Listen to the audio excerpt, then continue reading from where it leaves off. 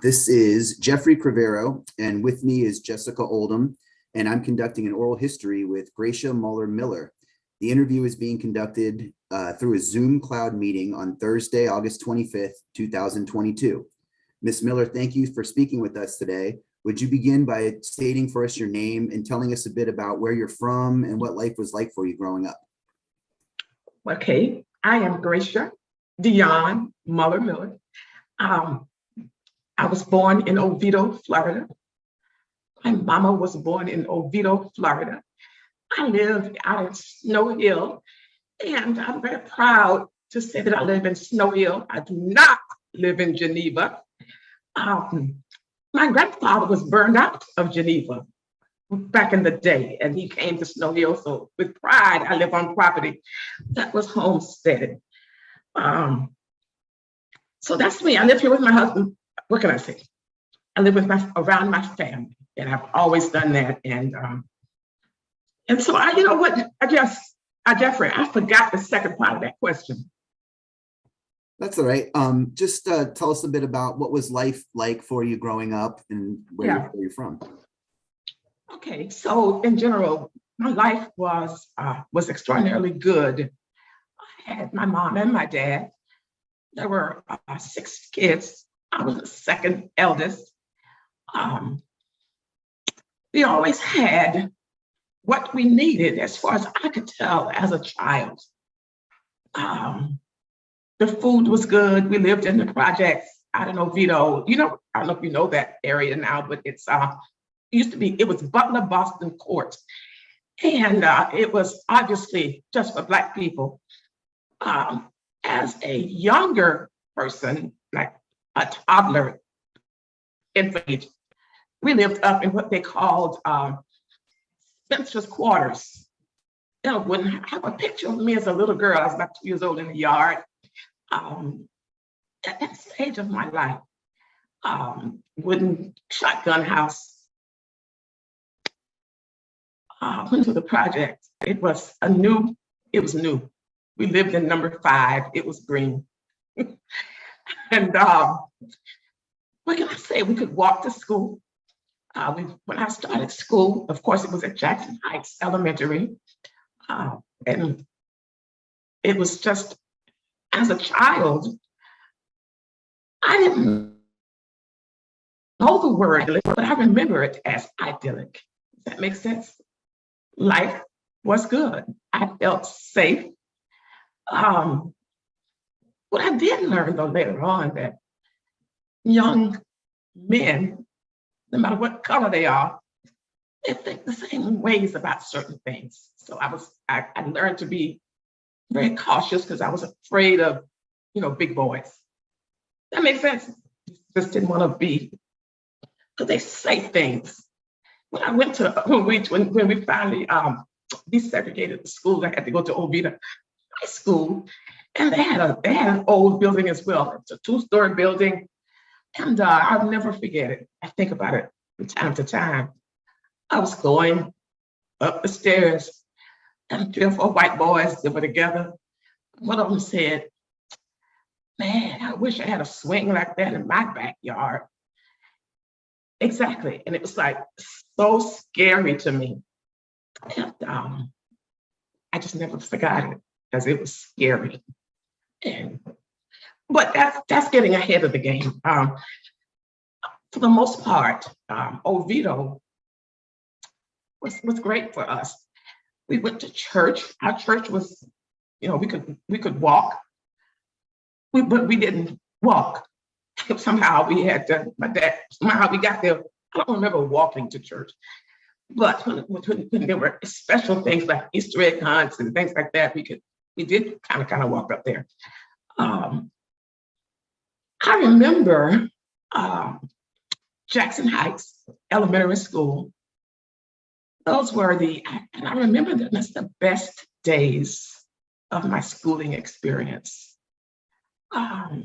Because you never, when you go into situations where you doubt your acceptance, and then you recall the peace, the comfort, the joy of being where you know you belonged. Jackson Heights Elementary gave us a fantastic foundation for life and for our futures. I can remember every one of my teachers. Kindergarten, we didn't have kindergarten. I went to first grade. I remember my first grade teacher was Miss Bowers, and Miss Bowers was also a member of my church, and she sang in the choir. I used to see her singing as a little girl.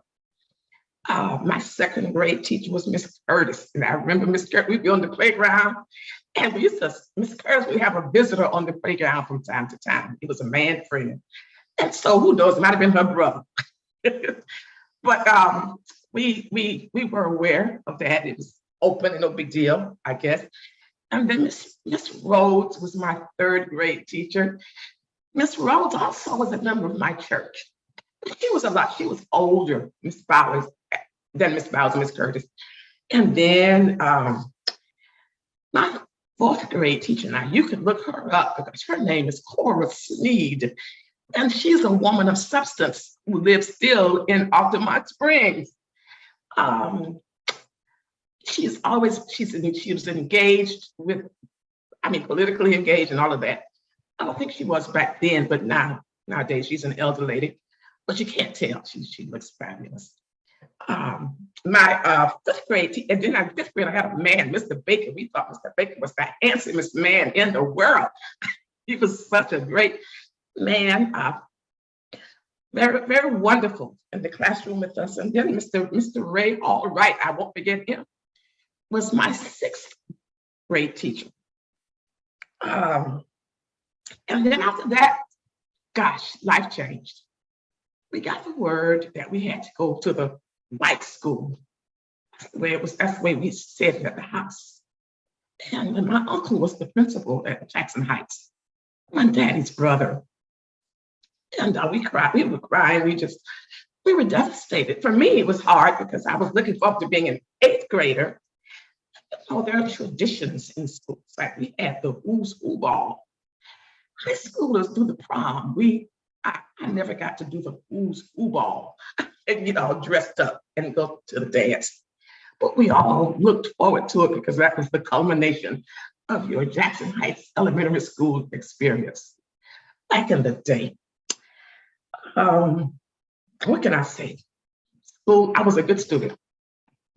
And I don't know if I was perceived as a good student at Oviedo High School. I was well liked, but I never got any scholarship offers to help me go to college, so I don't think I was really a good student by certain standards. But that's life, and here I am, almost 70 years old, and life has been a blessing. It's been fine. But you learn a lot of things by parents who are very engaged with the school, with the PTA. I remember my mother was a school teacher also, but I remember her going to work a little bit later when my baby sister when she could go back to work. And so she taught at an elementary school in Sanford. Now I just got off track. I don't know why I had to say that, but I lost my train of thought. I'm so sorry. That happens to me a lot. No, not at all. Follow whatever train of thought your thoughts go down. It's all open-ended, so there's no wrong answers. Okay. So am I saying too much? You asked me to just my experience. Not at all. Say as much as you'd like. It's all great. I'm too kind.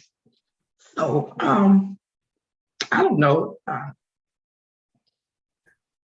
What were some of the? I want you to know. I thought about it this afternoon that I've always had an awareness about what was going on around me.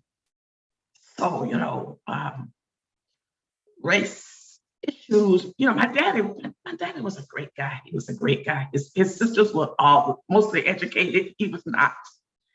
He only went through 9th grade, but I think he was the smartest of all of them, quite frankly. And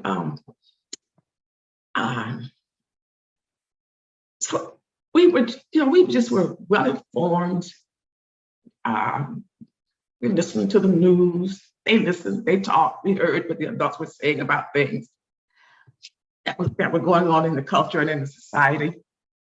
And so there was a fearfulness among us about going to the white school, so much so that my dad asked his brother, my Uncle Sammy, who's the principal, to come to the house and talk to us, to reassure us, to inform us about what was getting ready to happen.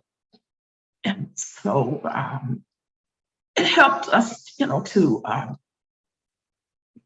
be more comfortable. You're not necessarily comfortable, but you just have to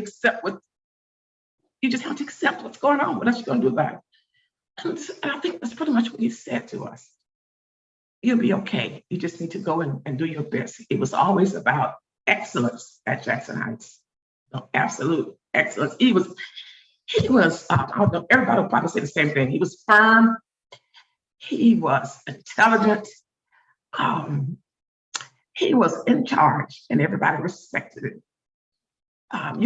The kids did, the parents did, the teacher. You could just, the culture was one that honored the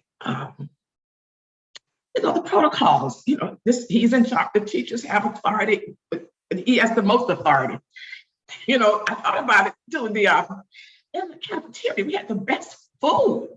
So nowadays kids, they just eat a lot of pizza and cereal. But we didn't get cereal. We didn't have to eat breakfast at school. Your parents were responsible for children having breakfast, and then you go to school. After you ate your first meal of the day, we had a big meal at lunchtime at school, and then we go home and eat another meal. And the meals were always wonderful and beautifully presented. I remember that those women in the cafeteria were just as proud as the teachers in the classrooms. And they were gracious. I remember one time I lost my lunch money. My uncle was so upset with me, because his brother's child, I guess, lost her lunch money. But I don't know what happened. I kept eating. And I never found my lunch money. But I don't know why I had to be walking around with all my lunch money at one time. That's silly. But maybe it was because that didn't happen often too. So who knows? But bottom line is, we still remember those as probably the best days of our lives, when we were protected, when we were safe. And while there were things going on, around us, they didn't really touch us. Our parents were vigilant. We felt safe in our environment. We knew we were safe at school. Kids, as a former educator, it just breaks my heart that kids can go to school and not be safe. There are people who are not safe for kids, even for other adults. But that's what happens when you have a deteriorating society. Things just go bad. But and the other thing I will say this. Now, my uncle was a member of my church where I was, but his wife was a member of the church around the corner. She was Methodist and we were Baptist. And she was also the music teacher for Jackson Heights. Man, oh man, we had the most wonderful music experiences at Jackson Heights, singing in the chorus and playing little flutophones and all kinds of things that they used to, I guess we were doing what all the other kids were doing at places. I hope so. Because we had a great situation and setting, and we knew we were loved and valued. Valued is the first time. So that's just not very brief, but a brief overview of what I remember. And I can talk about it so glibly because we talk about it all the time. Things are just so different than they used to be. Kids aren't protected and valued like we were. We might have been poor, but we weren't poorly treated. Does that make sense? We were loved and safe. And we looked forward to a bright future. you just look forward to taking the next, going to the next step. I was going to go to Crooms High School over in Sanford. Who knew I'd be going to Oviedo High School? So, who knew? But that's the way the ball bounced. Excellent. So you talked a little bit about your experience at Oviedo. Were there any major differences, other than the obvious, between your experience at your elementary school versus your high school experience in Oviedo? Well,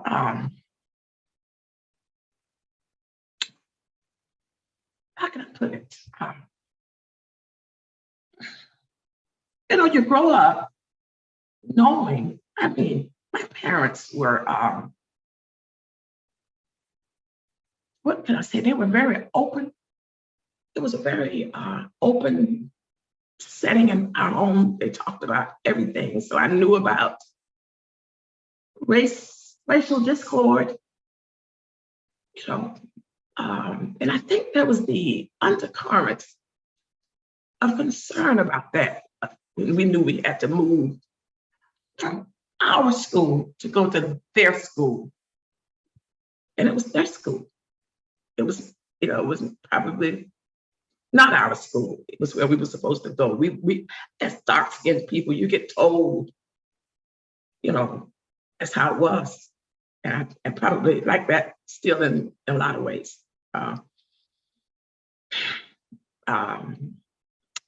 So I never felt loved at Oviedo High School necessarily. That wasn't a part of the culture. You know what I'm saying? I was at Oviedo High School. I ended up being the first Black cheerleader. And you don't become a cheerleader if people don't vote for you. So, students voted. They weren't adults. They were students who voted. And so I've always been a person who I get along with people. I appreciate people. And I'm basically really non-judgmental. However, I am very aware and astute. I know what's going on around me. I understand the nuanced. And I think I always have. I think that my mom and dad commented oftentimes about this person that I was, even as a young person. I was very aware of the differences. And I remember, I think about it sometimes. I tell you, we were, on Sundays, we would go and visit my mama's sister. She lived on the main street right in Oviedo. And the schools had become integrated. We were a little older. We could walk the streets in crowds on Sundays. And one Sunday, I think it was a Sunday, we went down into a place in Oviedo called Mead Manor. Like, there were no Black folk in Mead Manor. I didn't know that, but we just walking. Schools were integrated. What's the big deal? Let's go look. And the music man lived down there, I guess. I won't call his name. He saw us, he came, and what are y'all doing here? You need to leave. And we did. Who are you going to argue with? He's one of our teachers. He says, we got to go. But it was,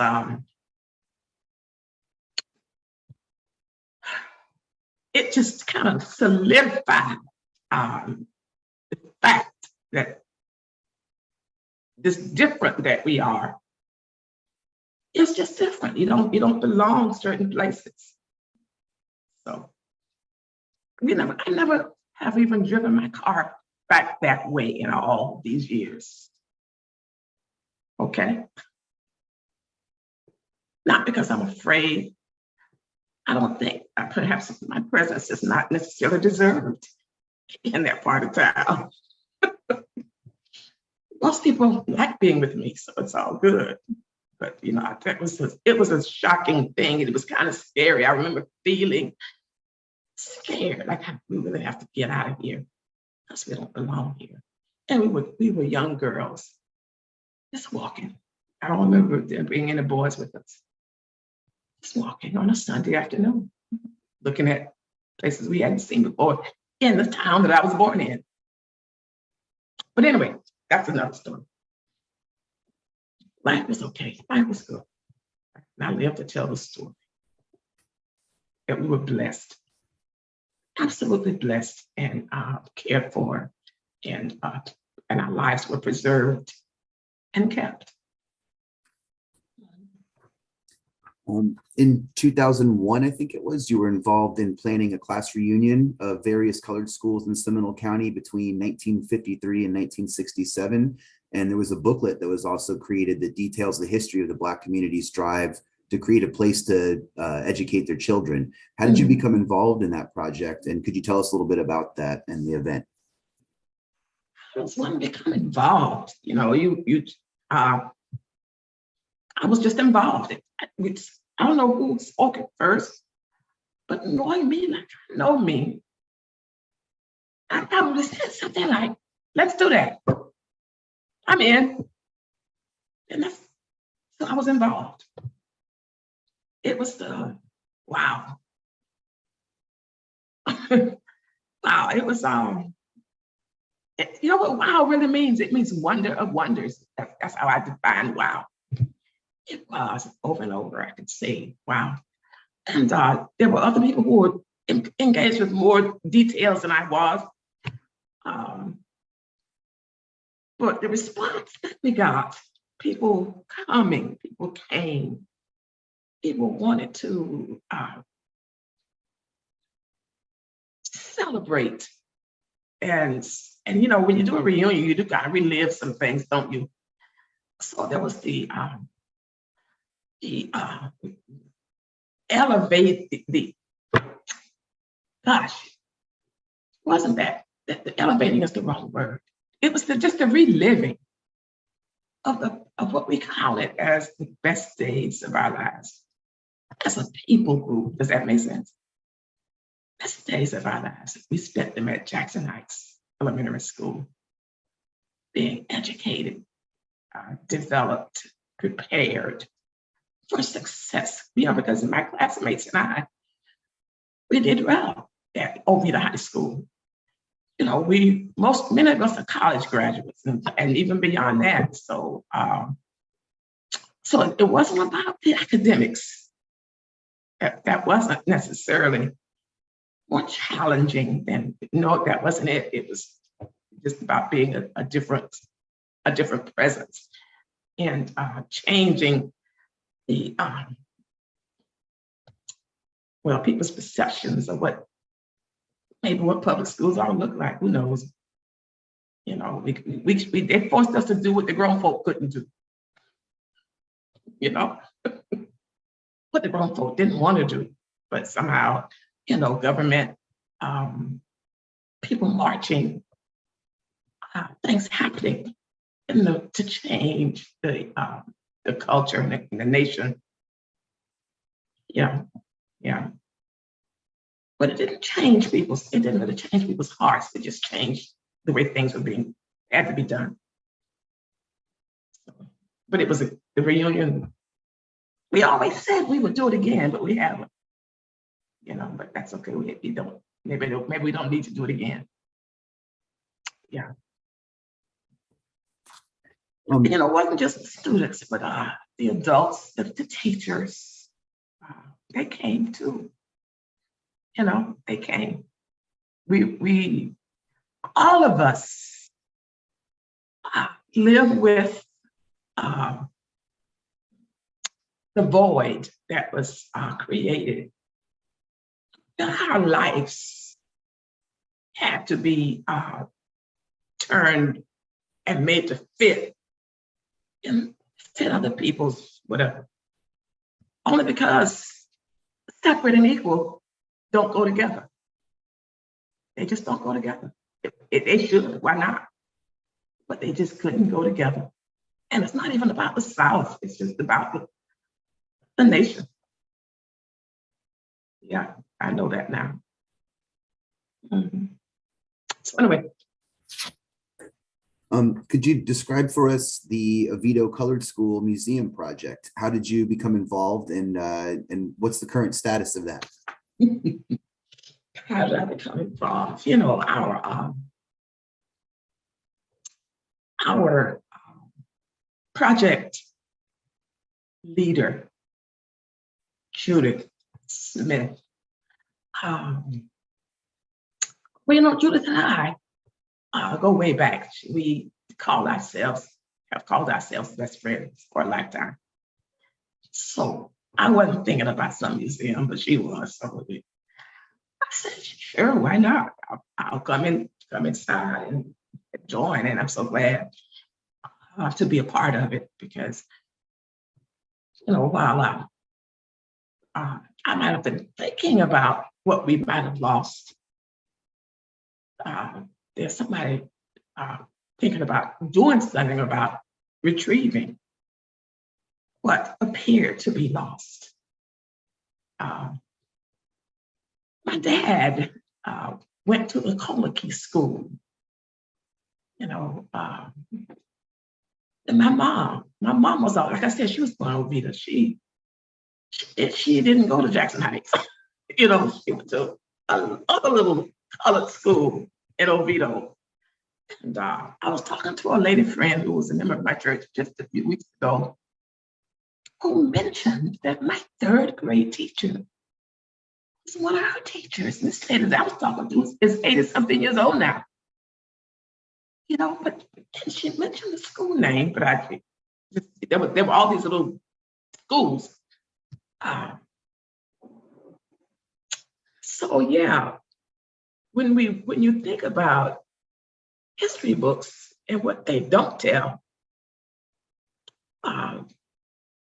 people who think, well, what the history books don't talk about, somebody needs to. Our history is just as valuable, maybe more valuable, because we survived the ugly that was perpetrated. You know, so it was about staying alive, being great,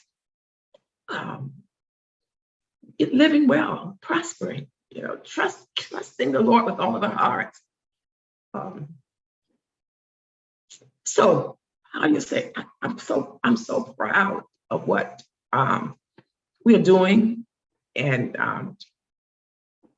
proud to be privy to the details, and there's a lot. Well, there's some things that I just think it's a great thing, period. And so it's an opportunity to make a difference, to help. Yeah, that's how I got involved. My friend Judy had a vision, and I could see it clearly. And so yes, was my answer. I will participate as much as I can and be helpful. So I try. So is there anything else that you'd like to add or expand on? Do you have any final thoughts for us today? Well, I don't know. I think I've